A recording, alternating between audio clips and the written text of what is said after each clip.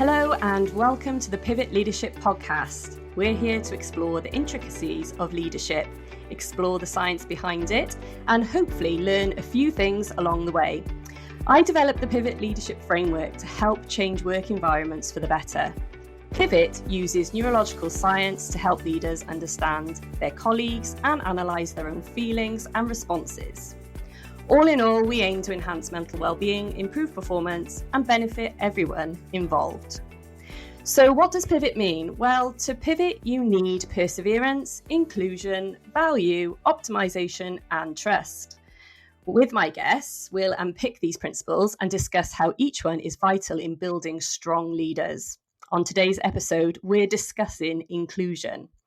Every leader should aim to create an environment of involvement, respect, and connection. It is important to examine leaders' ability to demonstrate inclusive leadership and how well they can create communities rather than cultures. Today's guest is passionate about creating an inclusive workforce. In December 2023, she became the Chief Executive of Two Rivers Housing. Prior to this, she was working at Cardiff Community Housing Association, where she built a values-driven, top-performing housing association with customers at its heart. She has a wealth of experience under her belt in creating an inclusive team. So it is with my pleasure to introduce Hayley Selway on the show. How are you doing? Hi, Emma. Very well, thank you. Thank you for inviting me. It's so great to have you. Could you introduce yourself a little bit more and summarise your current role and what you're up to? Okay, yeah, long-standing senior housing professional, hopefully. Worked in a number of organisations, originally from Ebervale in Blaenau y Gwent, and was part of setting up Tai Calon, which is a stock transfer from Blaenau y Gwent Council. Then moved on in my career to work at the Vale of Glamorgan Council as the head of housing with a staff of over 400 colleagues. Then across to a few housing associations in Cardiff, one TAF Housing, and then over to my first chief exec's role was at Cardiff Community Housing, which had got into some regulatory difficulties as a consequence of electrical compliance and repairs, and worked in that organisation to get it back up to its highest regulatory status, but more broadly understanding working in a really diverse part of Cardiff, why people didn't see us as an employer of choice, which I thought was really interesting. Spent a lot of energy with colleagues and with community members in really creating a truly representative organisation, but very, very inclusive. It was about bringing your whole selves to work. And in the last few months left there, loved that job, but a new opportunity arose in the Forest of Dean, Two Rivers, a stock transfer. So going back to my beginning of my journey, and I've been here since just before Christmas. So I'm thoroughly, thoroughly enjoying it. Oh, and I was lucky enough to give you a little visit to ask you to come on the podcast a few weeks ago, and you did look like you were really enjoying it. It's a lovely place to work. Already I could see that it had some of the Hayley vibe in the office, and we'll talk about that in a moment. So it's just that you've had an amazing career. And I remember the first time we actually came face to face and I in the CCHA offices, and we had a bit of a chat about what you wanted to do with the leadership there. And you were really honest and open, and I felt very included in your presence. So I would say you're a natural, inclusive leader for sure. And you talked a bit about the girl from the valleys, done good kind of thing, but there was some challenges along the way around stereotyping, and that's really big for inclusivity, isn't it? Understanding the stereotypes that we all hold about ourselves, about each other, and then for us to be able to bring our whole self to work. So could you talk to us a bit about that? Because I think our listeners would be really interested in that. So I reflect back on my very early career in local authority and really, really bubbly. So did, quite well in school, but started in local government. So very blonde and very bubbly and clearly very Welsh. And the old kind of narrative around, that kind of what people think about you when they first interact with you and that kind of how you look and the proportion of that in terms of their assessment to you, coupled with what you sound and then coupled with what you say. And actually some, at some point, some psychological research talking about what you actually say is probably the least important when you get into that kind of interview environment. And that really stuck with me throughout my career. And I always remember one of my first senior management roles, and a young, blonde, bubbly Welsh woman coming into an interview, and I was sat with a HR professional, and she giving us a presentation, and I know, being really honest, I knew this individual. I've respected her greatly. I could see what she could do on the ground. She had a real affinity for the role, but she also articulated herself very, very well within the interview. And then a young man coming in with a less drawn out Welsh accent, very suited and booted, and presented a very similar case in terms of his interview, in terms of his performance. And we sat there thinking, oh, I think they're quite equal in terms of my scoring, because I'm very tuned in to this kind of making decisions and thinking about what people look like and sound like.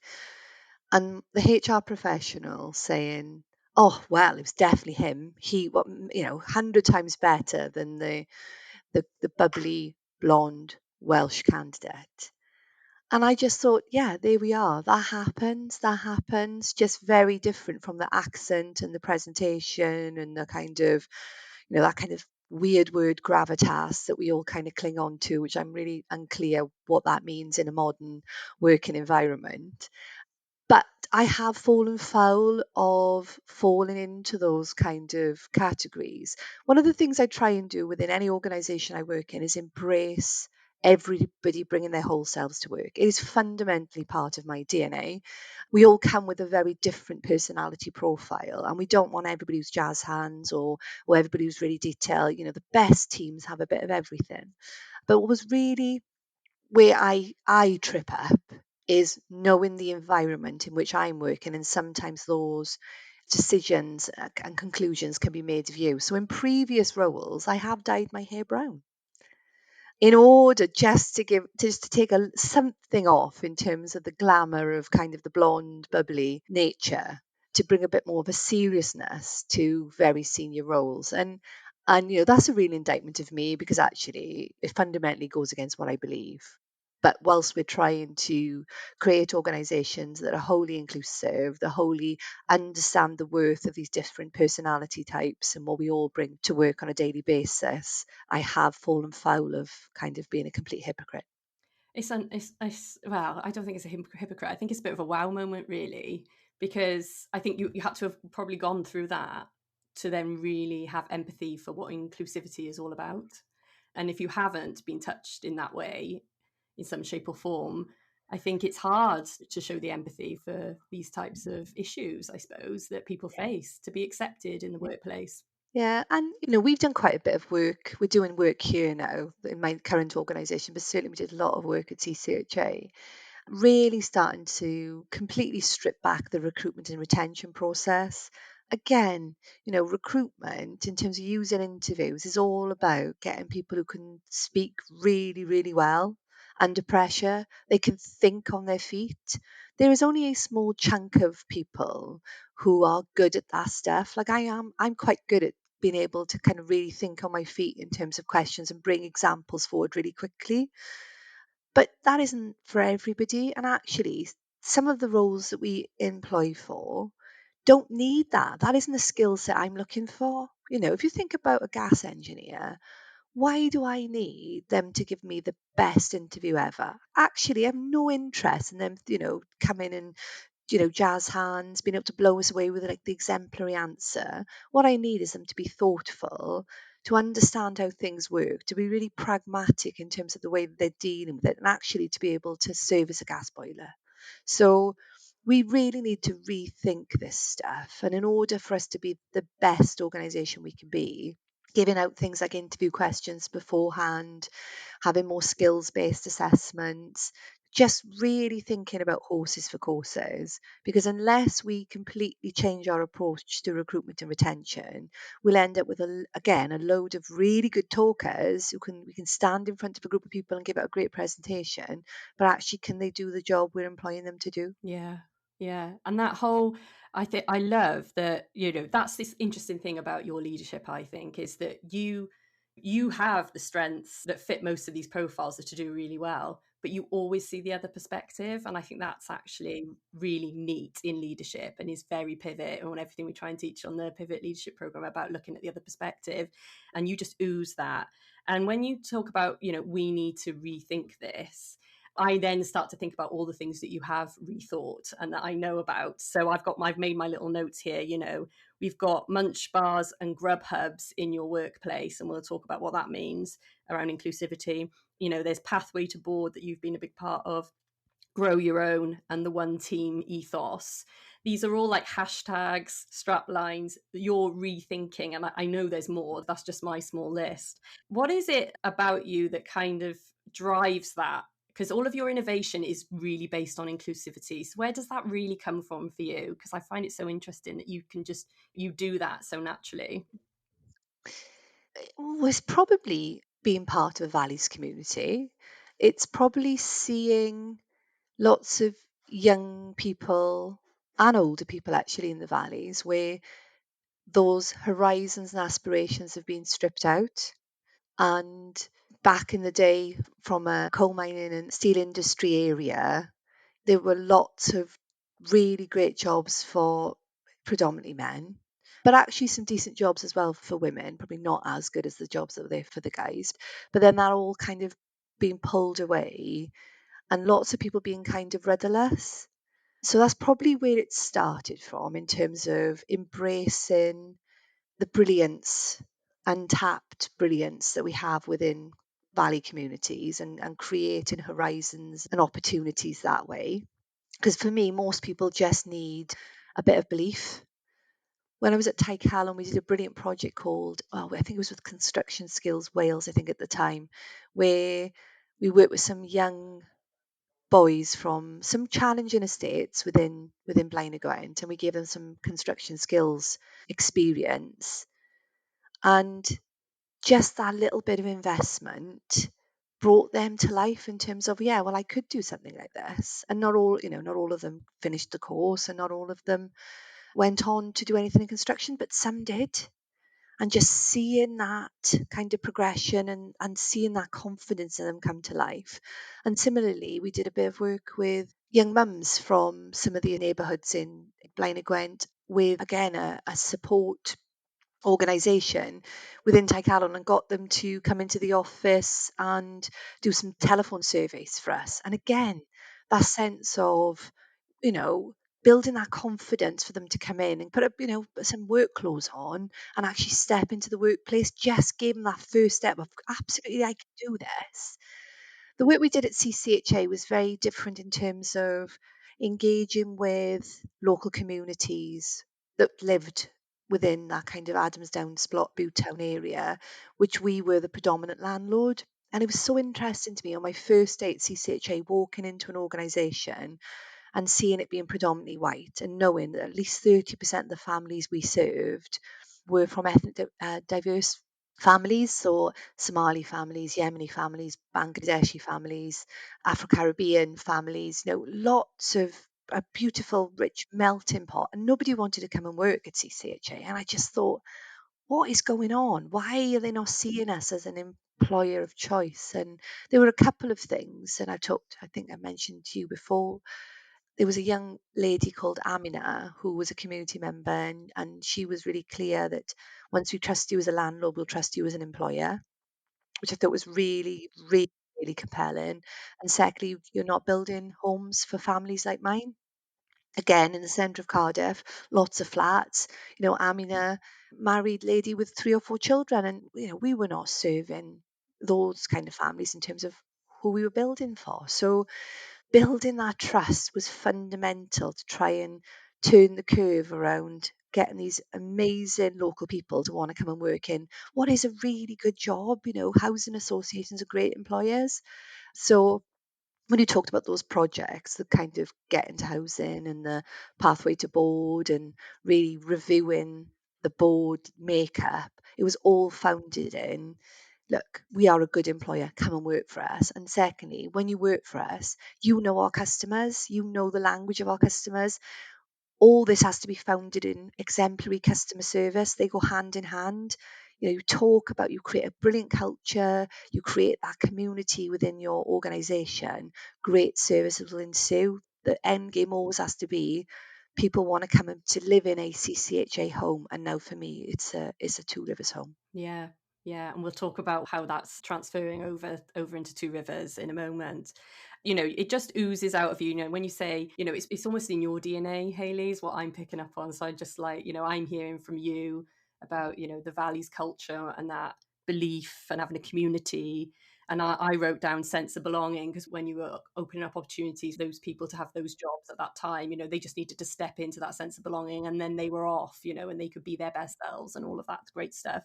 So that just goes to show how we can use our heritage to build inclusive environments, and that community aspect. And that's a big piece around what I'm talking about in leadership now, about moving away from cultures, because that's all about the same, trying to attract the same people, living the same values, when actually we need the diversity of a community, but making it community and welcoming and open in workplaces. So I love all of that, what you just said.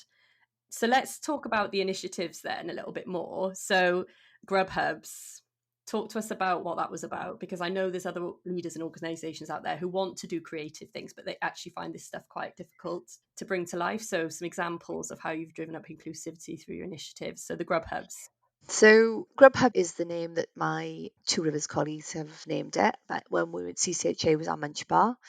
It was created with our wellbeing groups. So there's a wellbeing group in CCHA and there's a wellbeing group here at Two Rivers. And colleague wellbeing is really, really important in terms of creating the kind of organisation that I want to lead. It came about because we were doing quite a lot of work around the well-being and the cost of living crisis associated with our families and tenants that we worked for at CCHA. But we started to get a sense that actually our own teams are equally suffering the impacts of the cost of living crisis. And we really don't know the financial health of most of the people we work with on a daily basis, even some people who are really well paid in terms of the UK average. You just don't know what's going on in terms of their own debt profile, their personal situation in terms of, marital status, children. We really, really don't know. So rather than kind of, understanding individuals, we took a decision at CCJ and latterly here around creating a place where we just put some food in. So it would be, bread for toast, some pasta, some fruit, crisps, not all really healthy, unfortunately. But, we know people just want to grab a snack sometimes. And it was just so anybody who couldn't afford anything in part of the month, because some of our staff here and some of our staff at CCHA are on the real living wage. We are real living wage employers, just to caveat. That was something that was fundamental to both organisations as well. But just when they get to the end of the month, you ain't got any money. Rather than you coming in and not eating, just come in and grab something from the munch bar, grab something from the grub hub. If you've got a couple of quid, chuck it in the pot. Chuck it in the pot. If you've just forgotten your lunch, but it's really about understanding to get the best from our people, they have to have fuel in them. And that's the kind of organisation that I want to lead. We also did something around period poverty. Again, another thing for potentially some of our individuals who work in both organisations. So again, free period products in all the toilets. Again, all about that inclusivity, all about understanding as women. Sometimes things happen, and you're like, and why would we want our staff to have to go back home because something's happened in the middle of the day when we've got period products? There are some business rationales around some of this stuff, as well as it's the right thing to do, it's the moral thing to do. So yeah, it's just about really understanding our people and trying to kind of address some of those big issues that we know are impacting on everybody's life. Yeah. And why do you think that level of inclusivity is so important? Because we often think about leading for inclusion and then we go on big EDI projects, which are super important as well, that education and all the mitigating the risk and all of that stuff is really, really important. But you're talking here about inclusivity at a human level. Like, why is that so important, do you think? to you and your leadership and the organisations that you lead? You get the best from people when you lead in that way. One of the things I did at CCHA and I've done here is I don't have an office. I don't believe in an office. I believe that if you are truly going to create an environment in terms of a one team environment, and here we've called it together, TWO, together environment. And I know that it can feel a little bit cringe in terms of some of the hashtaggy stuff, but it does get into the psyche of people as long as we're living what we say we're doing. But I don't have an office. I don't have a car parking space. I don't have anything that can identify me from any other member of this team, because I fundamentally believe that we are all in this together. And if people feel that they can connect with you and have a normal conversation with you and can see that you're vulnerable, you will get more from them, because there isn't two versions of me. There's only one of me. So there isn't the chief exec me and then there's the other me. This is me. So, the ability to create those connections creates a high trust environment. So you can have a difficult conversation. So it's not about kind of overly fluffy, not having, really robust conversations actually around, poor performance or organizational objectives. That absolutely is still there, and the structures are still there. But you do create that high trust environment, and little things like the period poverty stuff and the lunch bar and the being out in the office and the accessibility all builds a case for why this makes effective leadership and why it makes successful organizations. We did some work at CCHA around staff happiness. So we used the happiness index, because for me, it's not about satisfaction, it's about happiness. I don't ever chase a badge, M&Os, and this is not a kind of, not saying these badges are of worth, they absolutely are, but I don't chase a badge. What I want is, I want to invest in our people. I want a great place to work. I want tenants to be really happy. I don't need a badge to enshrine that. I want it to feel like that. And at CCHA, in terms of the happiness index, we moved to very high levels of happiness. And one of the questions I was really interested in was, do you trust your senior management team? Because what we tend to ask is, do you trust CCHA? Do you trust Two Rivers? Well, who are these, nameless people that we, TCHA and Two Rivers? Well, no, do you trust me? Because we only trust people, don't we? We don't create trust relationships with organizations. We create trust relationships with people. So do you trust me? Do you trust the other directors?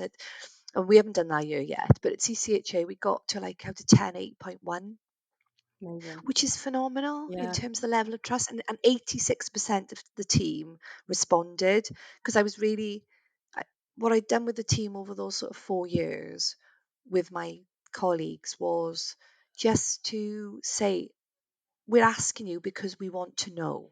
We're not asking you to tick a box. We're not asking you to because it's linked to my performance appraisal. I want to know. I want to get better as a chief exec. I want to be a better leader for this organization. Tell me how I do it. Amazing. And I think that what you've just said there, about chasing badges is super important. And that's why I wanted to get you on this podcast at this point in your career, because you've just gone through a transition. And I thought it was a really good opportunity for you actually to tell your story and what you've done so far and where you're going next. So that's why I wanted you to come on, because I know you don't go chasing the badge, but you could definitely talk about it in a conversation. And I know people would get such huge value from listening to you. So tell us a bit about then getting to housing and pathway to board. Okay, so it goes back to both for CCHA, it goes back to that walking into a very white organisation in a very diverse part of Cardiff, and that kind of weirdness around what I don't understand. We did a lot of work really early doors, because I think if you can impact from the top, then you've got the energy and the drive to make sure the rest of the organisation follows through. So I had some real inspiring women on my board at CCHA who felt very similarly to the way I do, in terms of CCHA should reflect the community it serves. And we were really clear about we start from the board.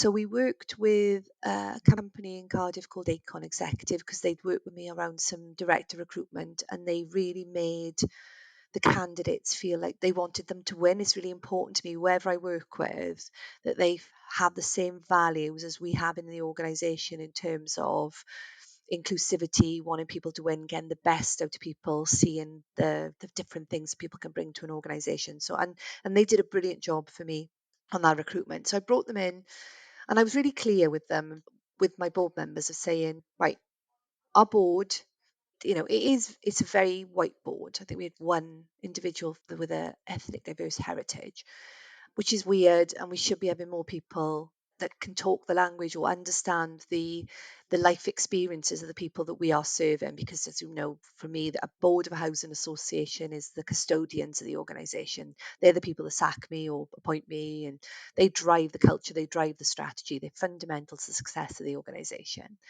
But setting that question aside, we needed an accountant, chartered accountant. We needed somebody with a legal background. We needed somebody. We had a lady stepping off who really understood Splot, for instance. We want somebody with that similar level of local understanding, but working at quite a senior level. And we also wanted a trainee, because in that kind of grow your own space, we have to be seen, even at a board level, to be growing our new board members for the future. So we were trying to appoint 2 board members and 1 trainee with one of those skills. And my direction to ACOM was, that's where we start. This is a skills-based board. Can you do some targeted work of those individuals who happen to be ethnically diverse? So that was it. There was no tick boxing. This was not a, kind of an equality tick box exercise at all. This was, will appoint the best people with the best skills. However, we will make the pool of our ethnically diverse candidates with the skills wider as a consequence of the positive action we will take. So we went through that process, and we got 80 odd individuals interested. So they did a lot of reaching out. We then got 49 video applications from the long listed candidates. We've done quite a bit of work on understanding how we interview differently, and video applications were a brilliant way of kind of really understanding the value piece under why people were applying. From those 49 applications, we got down to 19 interviews. 80% of the individuals we interviewed were ethnically diverse. We then interviewed the 19 with 2 panels. We could not get down to 3 people. We got down to 5. An accountant, an employment lawyer, very senior Welsh British film director, but also community advocate, and 2 trainees. One was a graduate in environmental health, the other was a graphic designer. The 2 trainees also happened to be tenants. One was one of our tenants, one was a tenant at Cardiff Council. The 5 were ethnically diverse.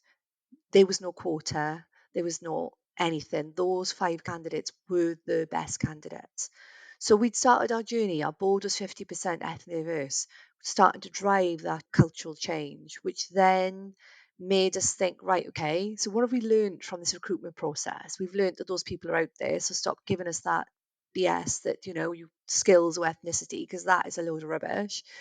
And secondly, when we were interviewing, people had the energy and the values, but they didn't have the words when we were interviewing them. And much as we were trying to be really modern in our thinking around recruitment, lots of people who recruit for boards might not be thinking in the way that we're thinking. So we wanted to create something that gave those individuals that we'd interviewed, those 19 individuals, 49 individuals, I think it was 80 that applied, the words. And the words were moving away from the words of an operational member of staff. So lots of people we interviewed would tell me what they wanted to do in CCHA around making things better.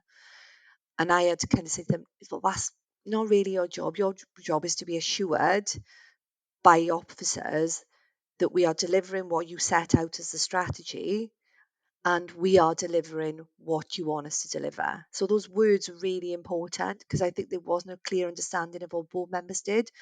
So there were 5 housing associations that came together to create something called Pathway to Board, which is a program by which we develop board members that happen to be ethnically diverse to be able to apply for board roles in the housing association sector, in the statutory sector, or in the private sector. So just giving them the words of why a board member is very different to being a member of staff.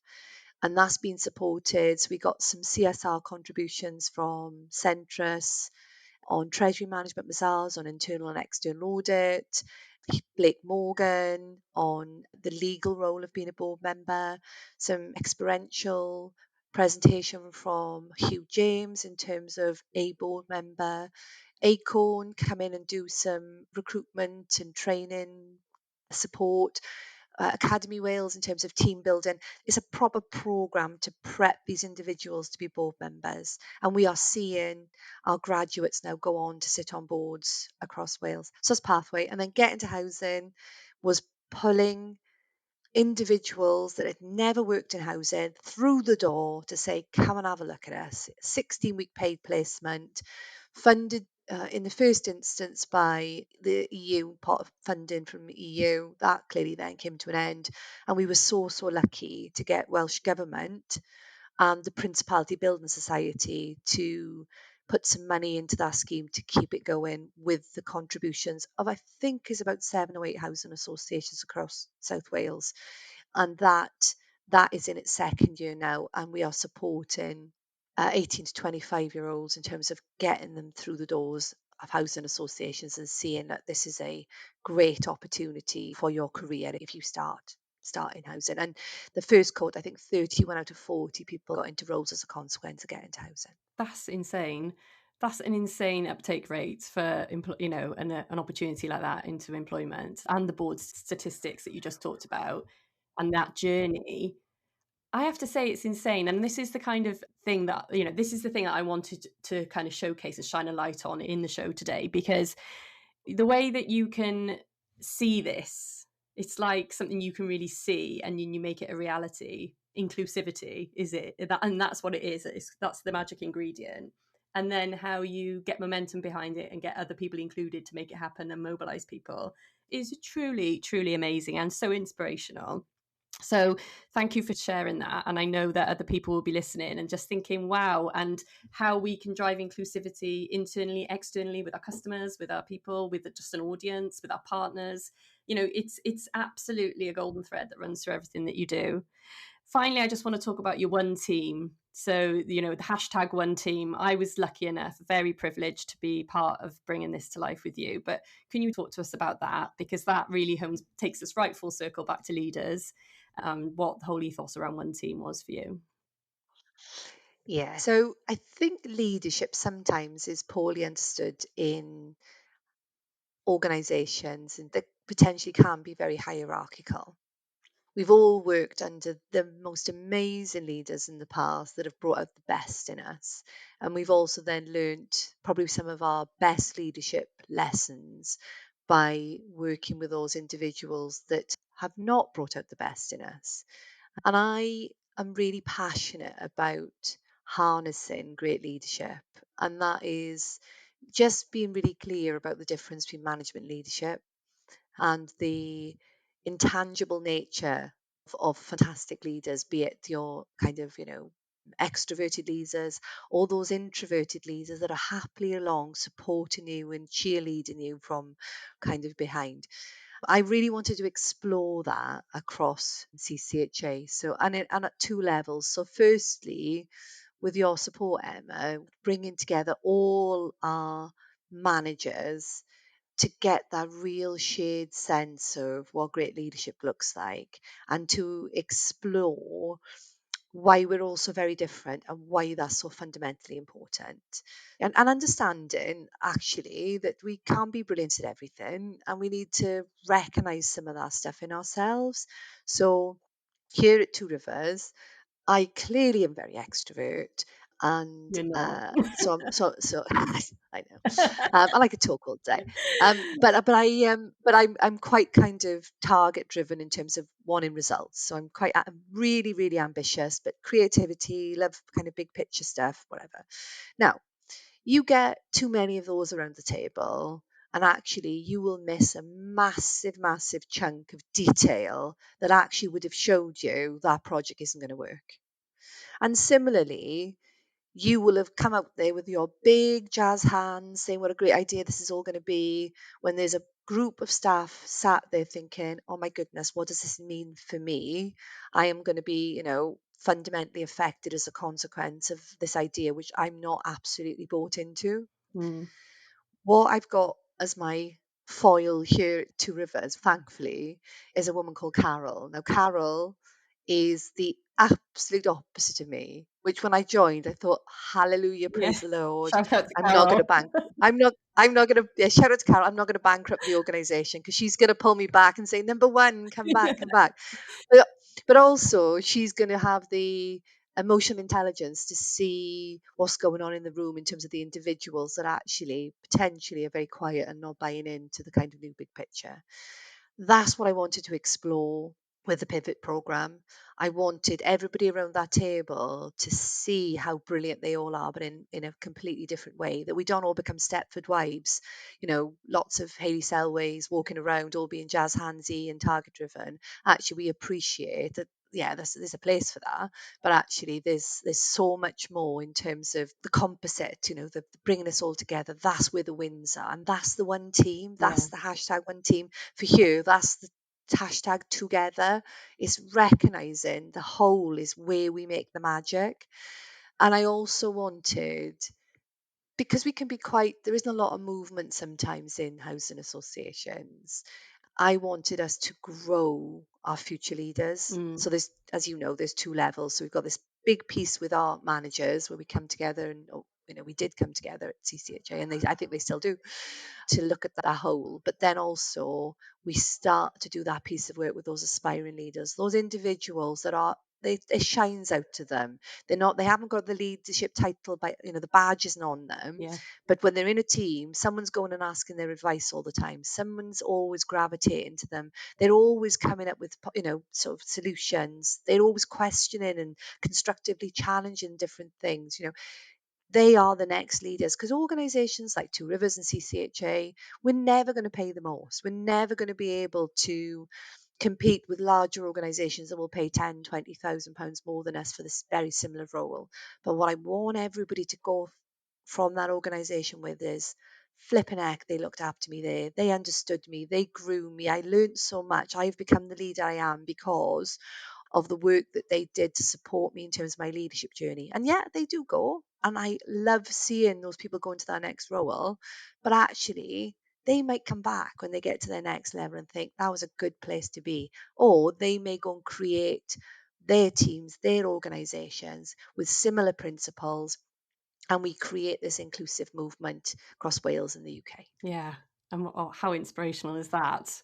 That is the ultimate bigger picture. And I'll never forget you saying to me about the aspiring leaders, Emma, this is a big responsibility. You're going to be training the future leaders of housing. And when you just changed the language for me, I was locked on and I thought, oh, this is huge. We are going to create a movement, and this just could go so far.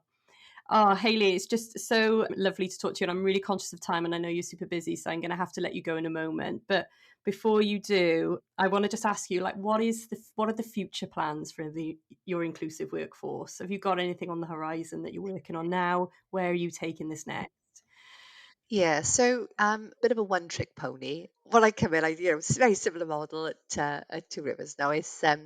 So yeah, we started the cultural change. We've done some tinkering around moving people together. So there's a little bit of silo mentality to start. So started to get teams working together. That I said about the hashtag together is a little bit, everybody's a little bit like, oh, it's a bit cringe. But again, it'll get into the minds of everybody, and when it starts to feel like that. So really, really early days. But yeah, so that's what we're driving at the moment. Every month we meet just to talk about what's going on across the business. And again, it's about everybody talking about what's going on within this business and how we can support each other. So it's not just me stood at the front, kind of giving, the big chief exec speech once a month. Absolutely everybody saying, this is where we're at and this is what's really causing us some problems. So again, creating those linkages. In terms of that inclusivity, working with our team here to look at the very similar things around, interview questions going out, really starting to challenge ourselves around our recruitment processes, because that's fundamental in terms of changing who we are, creating an environment where people thrive. So again, in the next sort of couple of months, starting to think about the leadership journey for this organisation, not rushing into anything too soon because, again, you'll know, Emma, cultural change is a journey, not a destination. So we'll gently move along on that journey. And then in terms of the communities where we serve, very different in terms of the profile. So start to think about that some of the challenges that our families sometimes have in the Forest of Dean around cost of living crisis. There's some real things we need to think about that human centric approach, and that housing with kindness. So challenges around mental health and physical disability, and how do we get our teams to really understand and have that human centric approach. And that's about thinking about the structure of the way we deliver services, and also the mechanisms by which we deliver the services, and doing a bit more work around things like neurodiversity, because I do think there's a absolute piece of work that we need to be thinking about year round, embracing neurodiversity and understanding the wealth of experiences and skills that people who are neurodiverse can bring to a place like Two Rivers. Amazing. I can't wait to watch this unfold. And I know it's going to be an incredible next leg of your journey. I'm going to take away with me today what you said. So something about it's in the whole is where the magic happens. So the whole of us together. I love that. I'm going to carry that with me all day today. So if you could give new leaders on a journey thinking about inclusion, just like 3 takeaways, top tips, could you give them somewhere to start with their thinking in terms of driving up inclusivity in their organization? Reverse mentoring has been one of the best things Love that. that I've experienced in the last 5 years. So we're all learning, right? So when we started our journey at CCHA, and look, this doesn't start from day one, right? So trust. Let me go back. Let me go back before I start with reverse mentoring. Trust, right? It is the number one thing. Trust and honesty is the number one thing in terms of relationships. Doesn't matter what personality preference you have. We're all looking for trust and honesty. So just make sure whatever you do it through building trust and being honest with your people. Once you've created an environment by which people trust you and you can have honest conversations, and I keep saying, might not always be nice conversations, they could actually be quite challenging conversations, but you do it under that kind of auspices of trust and honesty, you can then start to build those really strong relationships where people will talk to you. So when I go back to that reverse mentoring, if I'd started that from day one, and if I take you back to what Amina said, but she said, when we trusted you as a landlord, we'll trust you as an employer. They didn't trust us because we didn't tell them what was going on. Services weren't great. And look, I'm not saying, everything's perfect in either organization. We still have to really build that trust with our families and our tenants. But if you can build that trust, the reverse mentoring relationship is absolutely vital. When we did the CCHA stuff around equalities, where we learned and equity, where we learned was because our people could tell us where we were getting things wrong. Because we know what we're like as well, particularly leaders like me. We get on, we go, yeah, let's do it. Come on, let's get on with it. And actually, I made and some of the team made so many mistakes on our journey in terms of creating an inclusive workforce. So use reverse mentoring because, as long as you've got that trust relationship, people will tell you.